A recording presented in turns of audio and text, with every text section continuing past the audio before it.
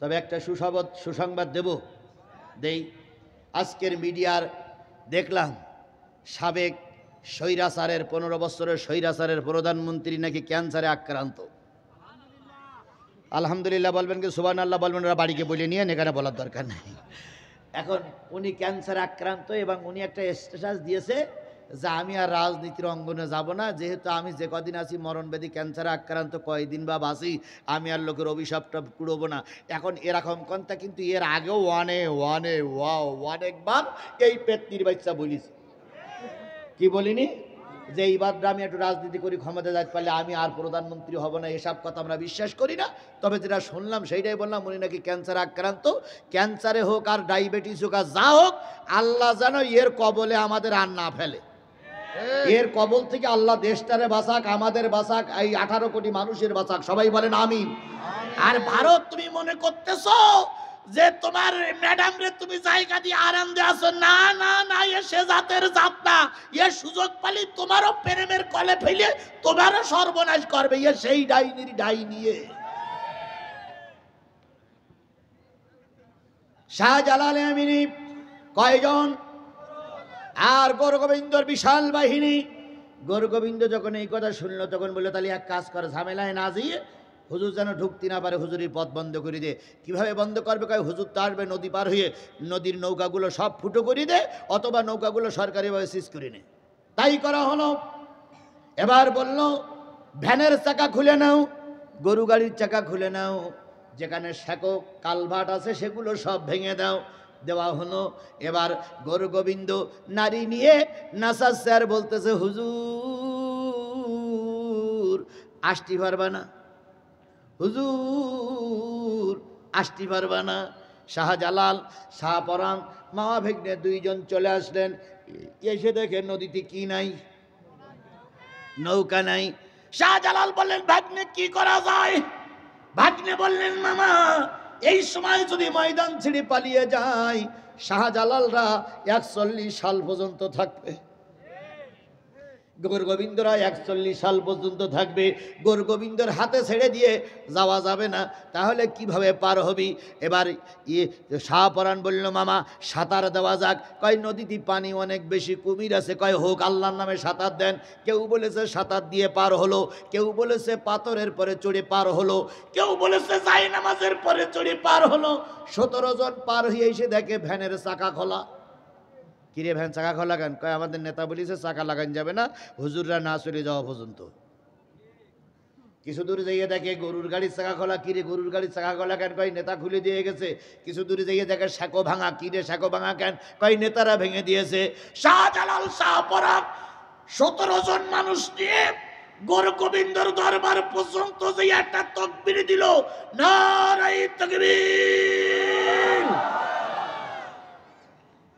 গৌরগোবিন্দ মেয়ে এলে NASA sir বলতে হুজুর আসতে পারবে না, হুজুর আসতে পারবে না। হঠাৎ করে যেই তকবীর ধ্বনি দেশে, সেই গৌরগোবিন্দ বলতেছে কিরে? কয় নেতা হুজুর এসে গেছে। কয় আসলো কি করে? নদীতে নৌকা নাই, গরুর গাড়ির চাকা খোলা, ভ্যানের চাকা খোলা, এরপরে শ্যাকো ভাঙা। কয় সব পার হয়ে চলে আইছে। গৌরগোবিন্দ বলতে কতগুলো ওরা? কয় মনে হয় 17 জন। কয় না তো, 17,000 লোকের তকবীর শনি দেওয়া ধ্বনি শোনা যাচ্ছে, তোরা থাক আমি চলে গেলাম।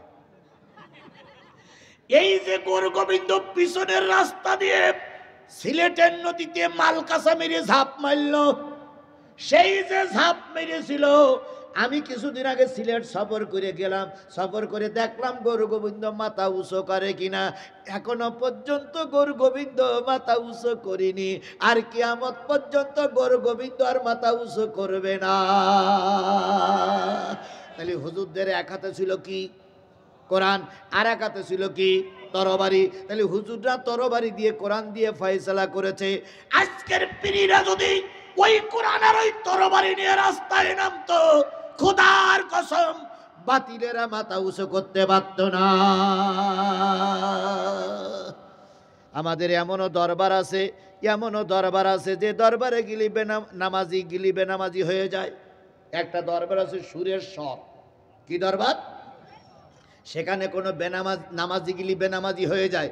সুরেশ্বরের পীরির বক্তব্য সে নামাজ পড়া লাগবে না। মন চলেছে সুরেশ্বর, কিসের বাড়ি কিসের ঘর। মন চলেছে সুরেশ্বর, কিসের বাড়ি কিসের ঘর।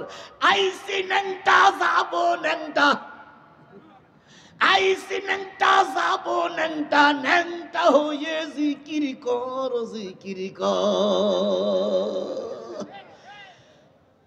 এদের দরবারে গেলে নামাজ রোজা করা লাগে? বাবা ভান্ডারি ইঞ্জিন ছাড়া চলে না তো রেলগাড়ি, ভান্ডারি ইঞ্জিন ছাড়া চলে না তো রেলগাড়ি। আল্লাহর ধন খাজাই দিয়া আল্লাহ গেছে খালি হইয়া, আল্লাহর ধন খাজাই দিয়া আল্লাহ গেছে খালি হইয়া। কেউ ফেরে না খালি হাতে, খাজারে তোর দরবারি চাইতে জানলে রয় না কাঙাল, মুর্শিদিরে তোর দরবারি। এরকম ভণ্ড পীর আমাদের সমাজে আছে না নাই? এবার হয়তো আপনারা মনে করতে পারেন জিহাদি মনে হয় পীরে মুরিদি, খোদার কসম না। আমার বাবা দাদা 14 গোষ্ঠী ফুরফুরার অনুসারীদের লোক, সুতরাং আমরা পীরদের বিরোধিতা করি না। শাহ বলকি রহমাতুল্লাহ আলাইহির বিরুদ্ধে আমি জীবনে কোনোদিন কথা বলি না, কারণ শাহ বলকি রহমাতুল্লাহ আলাইহি প্রকৃতি এসেছিলেন দিন প্রচারের জন্য। এরকম খাঁটি পীর যারা আছে তাদেরকে আমরা কি জানাই? সেলুট জানাই, সম্মান জানাই। ওলি আল্লাহর বাংলাদেশ, এই শহীদ গাজীর বাংলাদেশ, রহম করুন আল্লাহ, রহম করুন আল্লাহ। আল্লাহ আপনার প্রেমে শহীদ যারা, আপনার প্রেমে শহীদ যারা, আমরা তাদের বংশধর, আমরা তাদের বংশধর। তাদের পথে তাদের মতে কবুল করুন আল্লাহ, কবুল করুন আল্লাহ। তাহলে যে জিনিসটা বোঝাতে চাচ্ছিলাম, একদল কাফের, একদল মানুষ আর একদল জিন মানুষদেরকে পথভ্রষ্ট করে। কিয়ামতের দিন একদল জাহান্নামীরা বলবে, ওদের আমাদের দেখায় দেন। তাহাতা আকদামিনা লিয়াকুনা মিনাল আসফালিন, জাহান্নামে যাব, কিন্তু ওদেরকে জাহান্নামের সামনে পদদলিত করে যাব, যাতে করে ওরা যথেষ্ট লাঞ্ছিত অপমানিত হয়। এই জন্য যে পীর, যে হুজুর, যে দল, যে সংগঠন দিন থেকে বিরত রাখে, ওই দল, ওই সংগঠন, ওই পীরের দরবারে যাওয়া যাবে। আরো জোরে বলেন, যাওয়া যাবে। যেই দল করতে গেলে মানুষ নাস্তিক হয়, ওই দল করা যাবে না।